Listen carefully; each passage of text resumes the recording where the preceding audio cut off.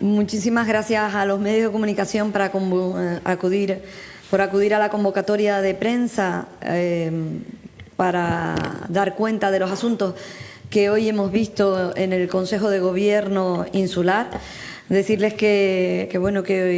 hoy hay algunos asuntos que están fuera del orden del día del Consejo de Gobierno y que por eso nos acompaña a la tradicional rueda de prensa que damos el vicepresidente Lope Afonso y yo misma, el vicepresidente José Miguel Ruano, porque va a dar cuenta, como ustedes recordarán, en el día de ayer el Gobierno de España declaraba la zona especialmente gravemente afectada, lo que solíamos entender por zona catastrófica, zona gravemente afectada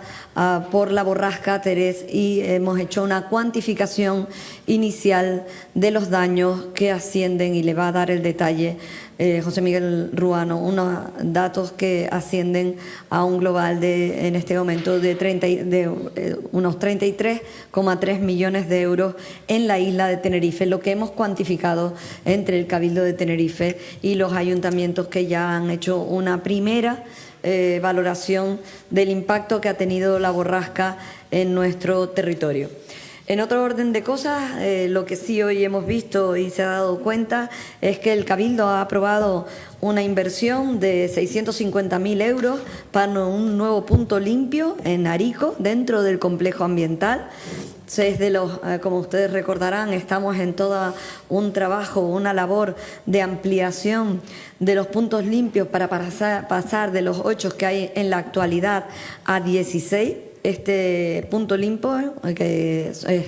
tiene un importe de 650.000 euros, va a estar emplazado dentro del propio complejo ambiental de Arico y tiene un plazo de ejecución de 4 meses. Se trata de una iniciativa que está financiada con fondos Next Generation y, como ya les dije, tiene como objetivo incrementar la red de puntos limpios del Cabildo de Tenerife, promoviendo la cultura de la sostenibilidad. Se ha observado un incremento de más de un 11% de los usuarios de los puntos limpios, que depositan residuos separados, que permite aumentar la cantidad de residuos reciclables.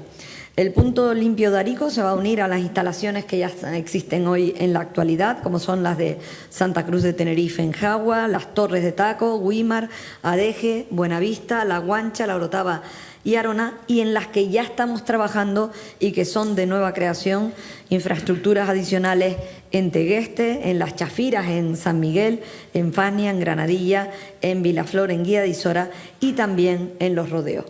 Por otro lado, también hoy hemos aprobado reforzar al sector primario, a nuestro sector primario, con el reparto gratuito de astillas derivadas del grave incendio que sufrió la isla de Tenerife en 2023.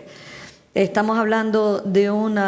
proyecto que es la entrega de astilla gratuita, esta astilla forestal, a las asociaciones de agricultores y ganaderos de toda la isla, que ya se han entregado 17.520 metros cúbicos de astilla forestal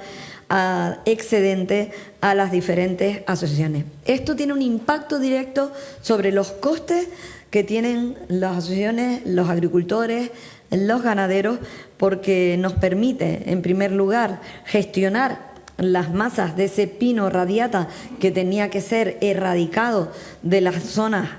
con peligro crítico de incendios forestales y propagación de plagas y enfermedades, y estas astillas provienen precisamente de ese pino introducido, que no es un pino canario y que precisamente conlleva un mayor riesgo para la extinción de los incendios y la propagación de los mismos.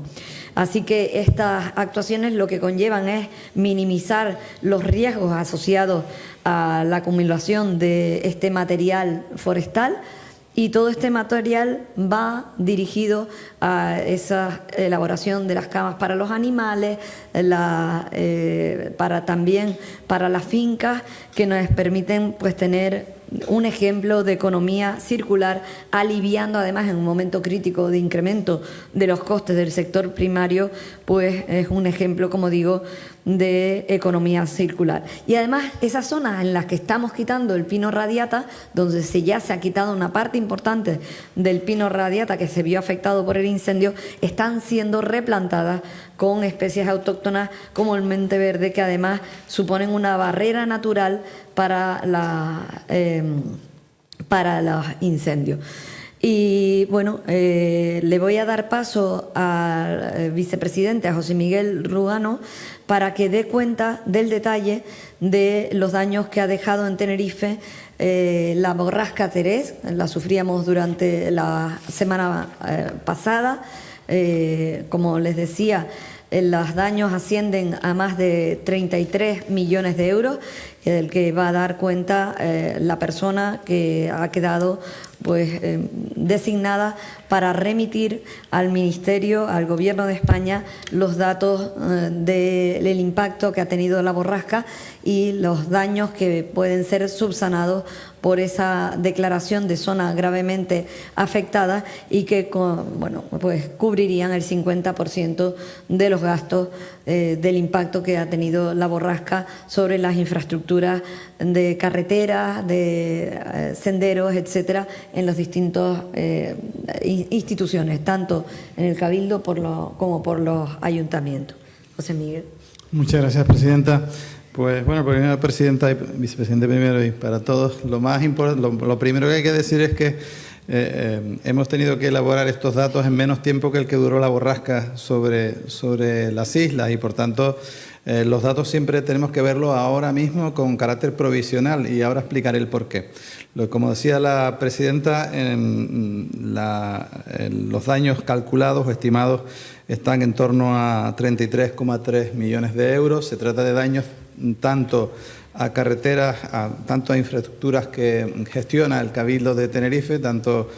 carreteras como otras en el medio natural, y después también incluimos las de los ayuntamientos, las que nos han facilitado los ayuntamientos hasta el momento. Y todo esto ha sido así, digamos, con esa rapidez, porque la subdelegación del Gobierno nos llamó el mismo día en que celebrábamos la sesión plenaria del día 27 de marzo, como saben, la semana pasada fue la Semana Santa, y tuvimos que elaborar los datos que nos pedían para el lunes inmediato siguiente, para el día 30 de marzo. Consecuentemente, la precisión que se tiene que dar en los costes de cada una de las afecciones producidas por la tormenta en cuestión, pues se va a hacer a partir de ahora, y explicaré por qué. En cuanto a nuestra responsabilidad, a la del Cabildo de Tenerife, que ha coordinado también a los ayuntamientos para facilitar a la Administración del Estado los datos, nuestros primeros datos nos dicen que hemos previsto unos gastos de 12,6 millones correspondientes a carreteras. Las carreteras de interés insular son gastos elegibles dentro de esa declaración que ha señalado la presidenta, que el Gobierno de España ha realizado de zona gravemente afectada por una emergencia. Consecuentemente, esperamos poder obtener, mediante la presentación correspondiente, al menos el 50% de la financiación de esos daños producidos en las carreteras insulares. Con relación a otros daños, tenemos los cuantificados en el área de medio natural, esos en torno a una cantidad de 5.100.000 euros, que incluyen senderos, pistas forestales, daños, algunos en el Parque Nacional del Teide, en alguna pequeña infraestructura del parque, y se necesita ya pues una aportación en torno a 1,4 millones para reparar esas pistas forestales y agrícolas, y 1,1 millón aproximadamente para la restauración de la masa forestal afectada. Las escorrentías muchas veces lo que producen es el descalzamiento de la propia masa, y hay que realizar actuaciones para evitar precisamente que haya daños de mayor entidad. Se ha actuado, como dije antes, como intermediario entre la Administración del Estado y los municipios de la isla, y la aportación que hasta el momento nos han dado los municipios de la isla, como señalaba la presidenta, de 15,6 millones en gastos por daños a infraestructuras y equipamientos municipales. Se trata de datos que corresponden a 25 de los 31 ayuntamientos de la isla. Concretamente, los municipios de La Guancha y el Sausal han decidido no solicitar fondos del Estado. Ahora explicaré también cómo funciona ese mecanismo estatal. Mientras que otros, como San Miguel, Adés y Santiago del Teide, todavía no han enviado esa valoración, como digo, porque se hizo en muy corto periodo de tiempo. El Puerto de la Cruz ha estimado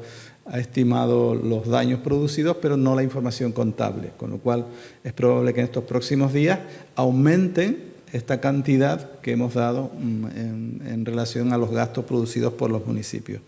En los municipios con peticiones económicas más elevadas relacionamos, por ejemplo, y todos ellos afectando al mobiliario urbano, a muros rotos, al reasfaltado, al rebacheado, falsos techos o drenajes y socavones en las vías de interés local.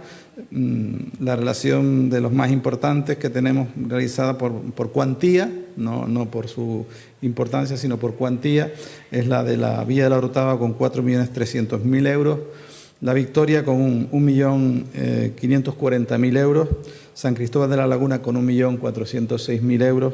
El Rosario con 1.202.000 euros, Santa Cruz de Tenerife, la capital de la isla, con 1.276.000 euros, La Matanza, que estima gastos por 1.041.000 euros, Güímar por 820.000 euros, Arico 690.000, Santa Úrsula 562.000 y Tegueste por 500.000. El Cabildo, como dije antes, ha solicitado la aportación de ese 50% de los fondos necesarios para ser financiados por el Gobierno de España. Es verdad que esa regulación o esa declaración que hace el Gobierno de España, y es lo que quería explicar, establece en dos reales decretos, uno de 2005 y otro de 2007, que hace que solo determinadas cuestiones que se hacen mediante obra de emergencia con terceras empresas son, digamos, cofinanciables por el Estado. De tal manera que si el Cabildo con su propio personal restaura una pista forestal o incluso una vía porque se ha caído una piedra de una ladera, eso no es elegible, son gastos que afrontamos como corporación insular y no tenemos después posibilidad técnica de conseguir financiación estatal, pues porque el sistema establece que solo en contratos de emergencias y con terceras empresas son daños que cubriría esa aportación estatal por el importe del 50%.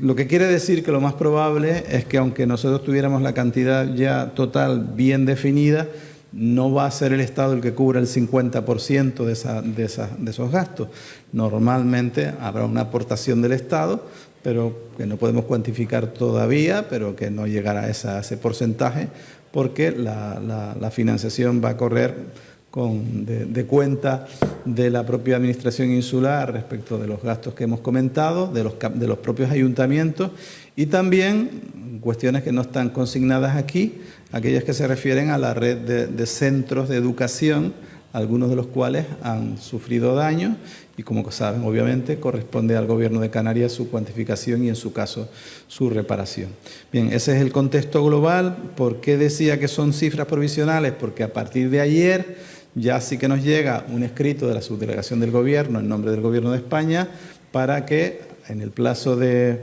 un mes desde el final de la emergencia, es decir, estimado el plazo hasta el día 27 de abril, ya todos estos daños se cuantifiquen con mayor precisión y se produzca la solicitud específica de la aportación estatal conforme a unos modelos que la propia Administración del Estado tiene, unos enlaces que nos ha facilitado y que nosotros facilitaremos a los ayuntamientos de la isla. Esto es el marco general. En fin, afortunadamente los daños podían haber sido peores y afortunadamente estamos hablando de daños que hay que afrontar de forma naturalmente, pero que teniendo en cuenta la intensidad de la borrasca en algunos momentos, la duración de la misma, insisto, los temas de emergencia son siempre complicados, pues podían haber sido incluso peores de los que han sido. Nada más. Muchísimas gracias, José Miguel. Tiene la palabra el vicepresidente primero, López Afonso. Muchas gracias, presidenta, vicepresidente segundo. Continuamos con el repaso de los asuntos vistos hoy en el Consejo de Gobierno con un punto que ha elevado el área de comercio y apoyo a la empresa, que profundiza en la política de este Cabildo de incentivar, de fomento de nuestra economía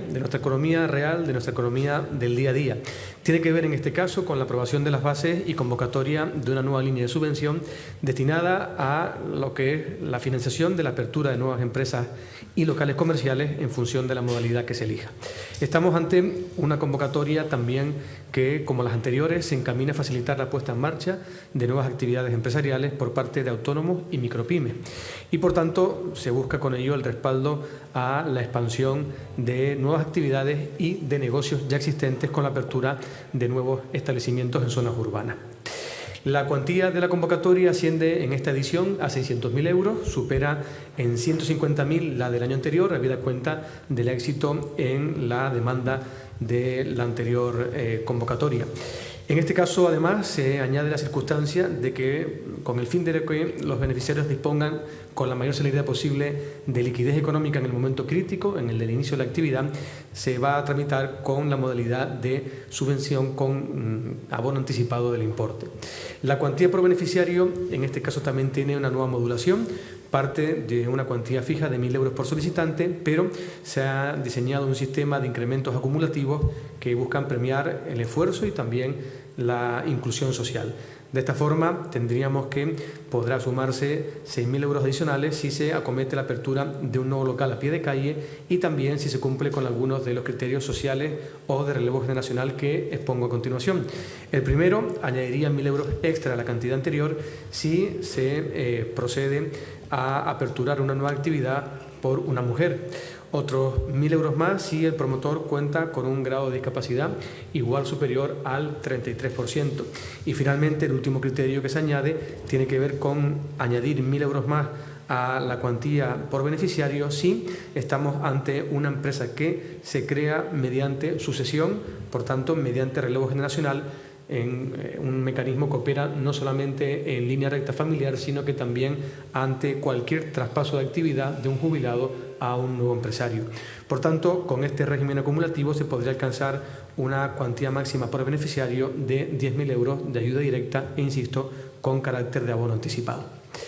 En otro orden de cosas, la Consejería de Deportes nos traslada que, estando en este mes de abril en el marco del mes de la actividad física y el deporte, se van a llevar a cabo una serie de eventos y actividades para su conmemoración. Particularmente partimos de que el día 6 ha sido el Día Internacional del Deporte para el Desarrollo y justamente el día 7 el Día Mundial de la Salud, motivos por los cuales el Cabildo comienza una campaña denominada Activa tu Vida, a través de la cual se pretende motivar a los ciudadanos en general a la práctica de ejercicio, así como también a incrementar el número de personas activas de forma efectiva en la isla, con independencia de su edad, de su sexo, su capacidad o su condición física. Con ello se va a centrar la campaña en que las personas adoptemos un estilo de vida más activo, más saludable, con diferentes propuestas encaminadas a los segmentos de edad e intereses particulares que se han estudiado en el origen de la misma. El propio espacio de la práctica deportiva, sea en entornos urbanos o periurbanos, e incluso también aquellas que se desarrollen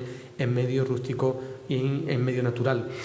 El deporte se consolida como una actividad en auge hasta el punto de que ya nuestro archipiélago ha alcanzado casi 4,5 puntos del Producto Interior Bruto, haciendo que a través de estas acciones también fomentemos su consolidación y particularmente su difusión. De esta suerte, el Cabildo también, a través del área de deportes, estrena una nueva web,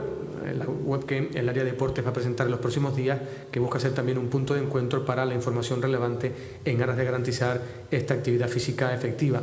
También es relevante este mes porque se procederá en él a presentar el nuevo estudio de hábitos deportivos realizado en el pasado ejercicio 2025, que viene a actualizar el plan ya aprobado y presentado en 2019 y donde los resultados pues nos aportan una información de gran relevancia que nos permiten facilitar también la toma de decisiones de cara a consolidar este escenario de vida activa, saludable y práctica deportiva para toda la población. Y finalmente, también en este caso, dentro de los asuntos que se han dado cuenta fuera del orden del día, tenemos que compartir el hallazgo que se ha hecho efectivo en estos últimos días en el anexo a este Cabildo Insular, en el transcurso de las obras para su rehabilitación, y que tiene que ver con una pieza de artillería, en este caso con un cañón que parece que, según las primeras referencias de análisis que han realizado los expertos de conservación de museos de Tenerife, puede datar de época de Felipe II, en concreto del periodo que se estima entre los años 1570 y 1580, y que además parece ser que responde a una descarga no completada y que hizo que uno de esos cañones que se venían a entregar, probablemente con origen en el Reino Unido, quedara fuera en el perímetro de la anterior muralla o muro separativo de lo que se conocía como Caleta de Blas Díaz, donde se erigió posteriormente este cabildo, y muy próximo al Castillo de San Cristóbal, donde se encuentra el centro de interpretación de la defensa de Tenerife, donde se encuentra el Cañón Tigre, como todo el mundo sabe, y donde probablemente esta pieza pase en las próximas fechas a engrosar ese catálogo de exposición que nos permite hacer un recorrido más profundo, si cabe, por la historia, la importante historia defensiva, militar y social también, por supuesto, de la isla de Tenerife y particularmente de Santa Cruz. Estamos pendientes de confirmación de estos datos, así como de cualquier otro que pueda mejorar su datación y contexto, pero estamos en todo caso ante una pieza que aproxima a ser de excepcional valor histórico y que pues probablemente en las próximas fechas nos permitirá tener también mejores conocimientos de todo lo que pudo estar en el contexto de ese intento de descargar para reforzar seguramente la batería defensiva que se ubicaba por aquel entonces en este emplazamiento. Así que también enhorabuena por este hallazgo que desde el punto de vista histórico-científico mejora sustancialmente las capacidades de difusión de nuestra historia. Importante descubrimiento. Y en otro orden de cosas, para finalizar y dar paso a las preguntas de los medios de comunicación, comunicarles que el Cabildo de Tenerife va a proceder a la adquisición de una acción de INECO. Como ustedes saben, INECO es una empresa pública estatal con una dilatada experiencia y solvencia técnica en el ámbito ferroviario. Ya el Gobierno de Canarias en febrero adquirió una acción para que fuera un medio propio esta empresa, y ya el Cabildo de Gran Canaria ha comunicado, ha anunciado la adquisición de una acción. El Gobierno de Canarias abrió la puerta a que los dos cabildos pudiéramos participar también de ese accionariado con el objetivo de que prestaran asesoramiento, servicio de asistencia técnica a los cabildos para el impulso de los trenes. Y bueno, y nuestra intención es precisamente esa, que nos brinden esa asistencia técnica. Pero quiero subrayar y dejar meridianamente claro que en ningún caso se va a dejar de licitar los proyectos por parte del Cabildo, ni el proyecto constructivo ni el proyecto básico, puesto que esto lo que haremos será licitarlo los propios cabildos. Y respecto a también en estos días, con respecto a la adquisición de esta acción y la marcha de los proyectos del Tren del Sur, pues como les digo, el estudio ya está finalizado, el estudio de impacto ambiental en la isla de Tenerife y para el trazado del Tren del Sur. Pero, como ustedes saben, hemos llegado a un acuerdo de modificación de una parte de ese trazado a su llegada al aeropuerto del Sur. De manera que el proyecto del aeropuerto y el del tren se complementan, y esto supone una modificación en el proyecto constructivo en ese tramo y también hacer una estación en el aeropuerto del Sur. Por lo tanto, será cuando firmemos el convenio de colaboración con AENA cuando se pueda incorporar en esa adenda esa modificación del tramo ya acordada con AENA para incorporarla de estudio de impacto ambiental y entonces poder lanzar la evaluación de impacto ambiental para obtener la declaración de impacto ambiental para el Tren del Sur. Pero como ven, recientemente presentábamos los proyectos del Aeropuerto del Sur, ya hay un acuerdo con AENA para cómo va a discurrir el tramo del tren en el entorno del aeropuerto, y que supone una modificación del trazado que nos obliga a incorporar esa adenda al estudio de impacto ambiental para que en posterioridad sea evaluada y obtener la declaración de impacto ambiental. Y sin más, pues quedamos a su disposición. Buenos días. No sé si empezar por el Cañón Tigre o Orineco. Recuerdo en presidencia del Gobierno, presidenta y vicepresidente segundo, y estaba usted también, creo, don José Miguel, cuando vino José Antonio Santano, el secretario de Estado de Transporte, que le pregunté si lo que no eran cuentas eran cuentos. El Estado se ha hecho eco también de la necesidad del transporte guiado en Canarias, en este caso en Tenerife. Bueno, firmamos un acuerdo de colaboración, un protocolo, donde ya quedaba meridianamente claro que el Gobierno de España participaría en la financiación de los proyectos ferroviarios tanto en la isla de Tenerife como en la isla de Gran Canaria. Pero todo este proceso que le estoy contando y le estoy relatando es parte del proceso de elaboración y no solamente del proyecto constructivo, sino también del trazado. Y en nuestro caso, esa ligera modificación del trazado nos obliga a incorporar esa modificación en el estudio de impacto ambiental, y lo haremos con posterioridad. Hay una extraordinaria colaboración con el Gobierno de España, en este caso con AENA, precisamente para adecuar el nuevo edificio del Aeropuerto del Sur, el nuevo Aeropuerto del Sur, porque es una terminal completamente renovada, y la llegada del tren a este punto clave que es parte del transporte intermodal, dos modos de transporte indudablemente muy importantes, como es el transporte aéreo y también el transporte guiado para el futuro de la isla de Tenerife, y los dos proyectos van en paralelo. El Gobierno de España ya ha anunciado una financiación histórica para los dos aeropuertos de la isla de Tenerife, y su adecuación después de casi un año que lo ha estado impulsando también el área de presidencia de José Miguel Ruano a través de planificación territorial, precisamente para la coordinación con AENA para la adecuación de ese tramo a su paso por el Aeropuerto del Sur. Entiendo que cuando usted habla del Gobierno de España, habla del actual Gobierno de España. Estoy hablando de todos los gobiernos de España, porque este es un proyecto largo que probablemente tomará casi 10 años de ejecución del proyecto, y por lo tanto tiene que quedar meridianamente recogida, como así se estableció en el protocolo, que haya un ámbito de colaboración a través de los presupuestos generales del Estado, que se tiene que enmarcar dentro de un convenio que va a superar los 4 años de vigencia de lo que normalmente ocupa un convenio, con lo cual tendrá que venir expresamente recogido en una hipotética ley de presupuestos o en un decreto que está dentro del decreto canario que ha trasladado el Gobierno de Canarias, para que se recoja expresamente que la duración del convenio superará los 4 años y probablemente llegará a un ámbito de 10 años para la colaboración en la financiación de los sistemas ferroviarios. Señor López Afonso, cuando usted habla de líneas de subvención para la creación de nuevas empresas y apoyar a emprendedores y demás, se agotan esas subvenciones, estos 600.000 euros. ¿Cómo se comunica? ¿Quién lo sabe? ¿Es poco dinero o realmente a veces no se usa toda la subvención? En particular, en esta línea que anunciamos hoy, que es una línea de continuidad, el hecho del incremento tan notable de cuantía tiene que ver justamente con el éxito de la anterior.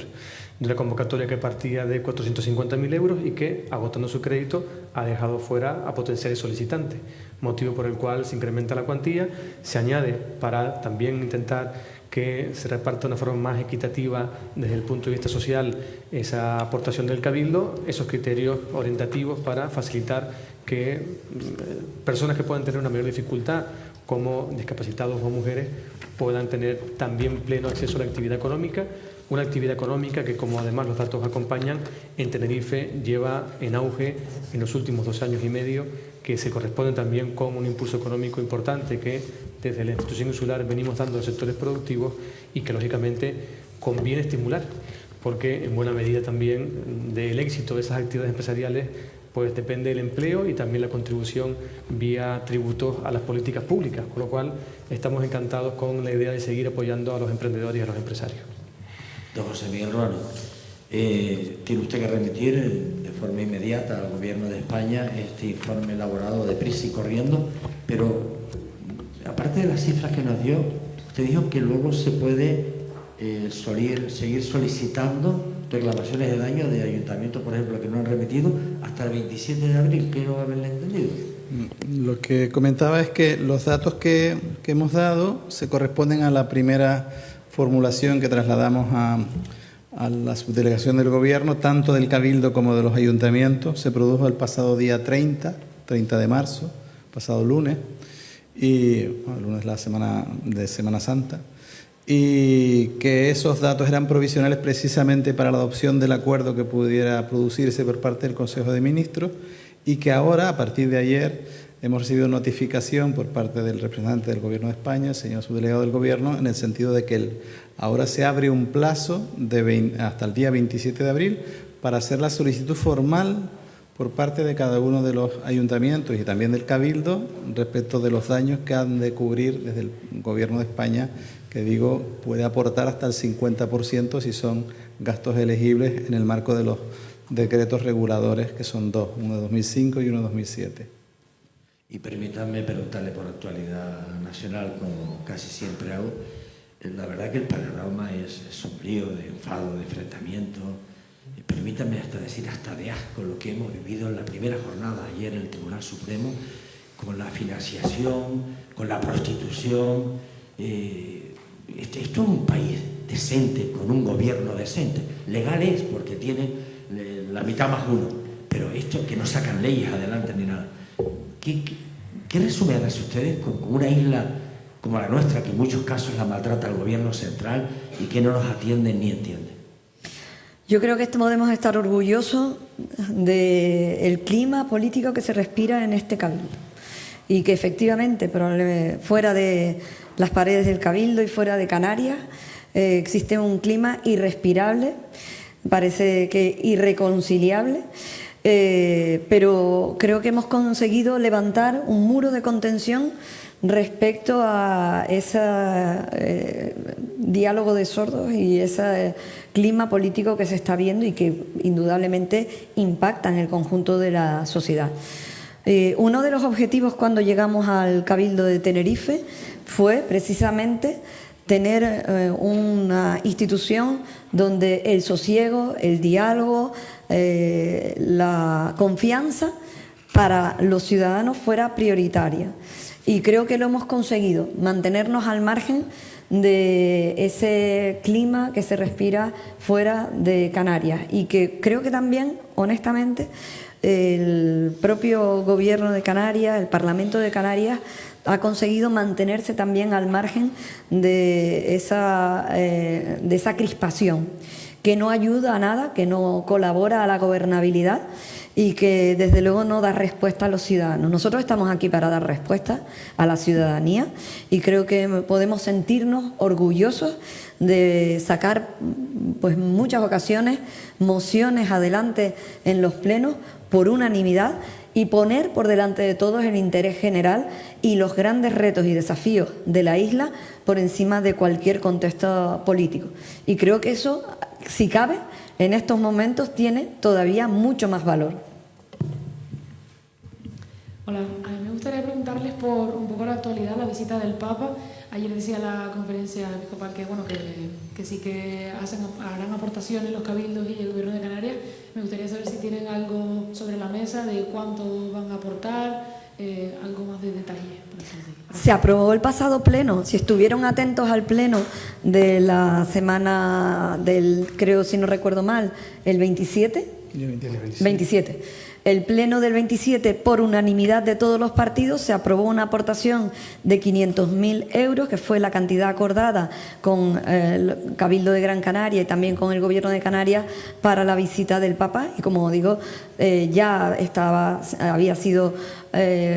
hablado con la Conferencia Episcopal y también con el Obispado la voluntad de colaborar por parte de las instituciones canarias con la visita del Papa. Fue aprobado por unanimidad el pasado día 27 en el Pleno del Cabildo de Tenerife, y quiero destacar la unanimidad de todos los partidos.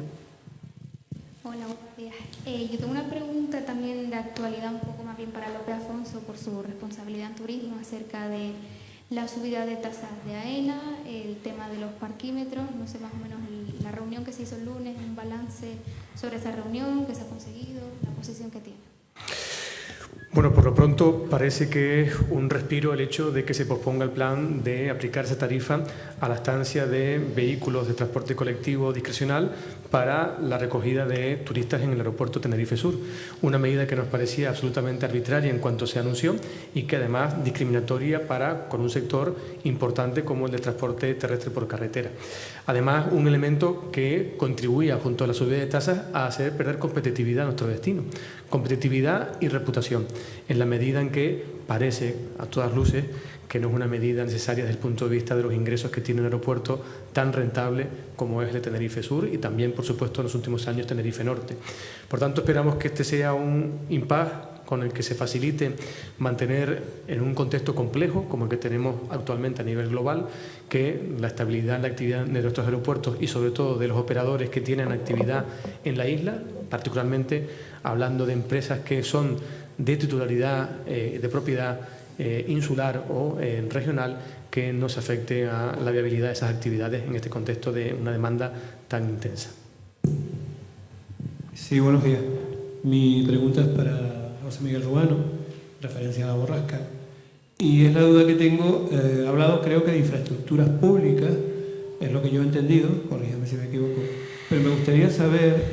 personas, los dueños o propietarios de inmuebles privados,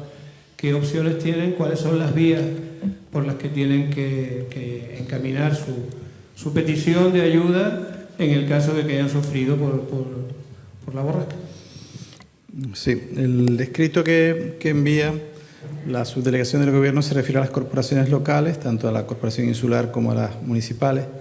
y particularmente, en cualquier caso, el decreto, los reales decretos que regulan el tema también establecen para determinados daños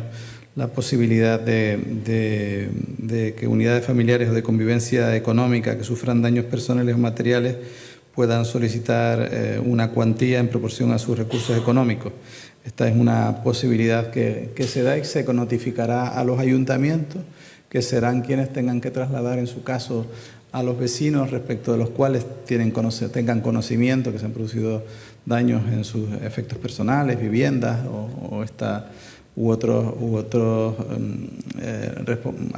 propiedades en las que pudiera haber afección por la borrasca y puedan solicitar las ayudas. Insisto siempre,